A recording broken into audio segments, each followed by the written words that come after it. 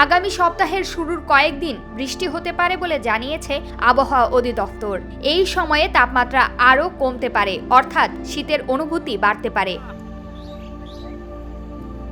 আবহাওয়া অধিদপ্তরের আবহাওয়াবিদ মোহাম্মদ বজলুর রশিদ এসব তথ্য জানিয়েছেন। তিনি বলেন, আগামী শনিবার থেকে 2-3 দিন বৃষ্টি হতে পারে।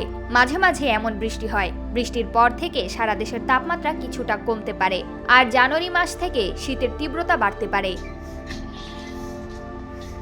চলতি সপ্তাহে তাপমাত্রা প্রায় স্বাভাবিক থাকবে বলে জানান বজলুর রশিদ। তিনি বলেন, চলতি সপ্তাহে দিন ও রাতের তাপমাত্রা অপরিবর্তিত থাকতে পারে।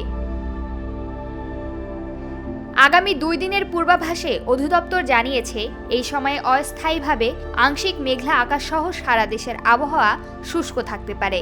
সারা দেশে দিন ও রাতের তাপমাত্রা অপরিবর্তিত থাকতে পারে। মধ্যরাত থেকে সকাল পর্যন্ত দেশের কোথাও কোথাও হালকা থেকে মাঝারি ধরনের কুয়াশা পড়তে পারে। গত 24 ঘন্টায় সবচেয়ে কম তাপমাত্রা ছিল সিলেটের শ্রীমঙ্গলে 9.2 ডিগ্রি সেলসিয়াস, আর সবচেয়ে বেশি তাপমাত্রা ছিল সীতাকুণ্ডতে 30 ডিগ্রি সেলসিয়াস।